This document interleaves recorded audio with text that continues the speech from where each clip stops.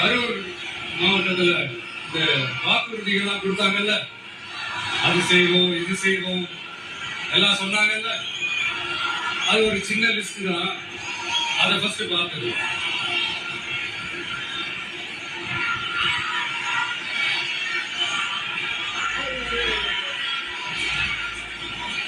இந்த கரூர் மாவட்டத்துல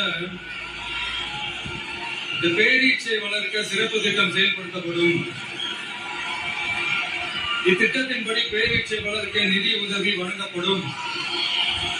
வாக்குறுதி நம்பர் 81.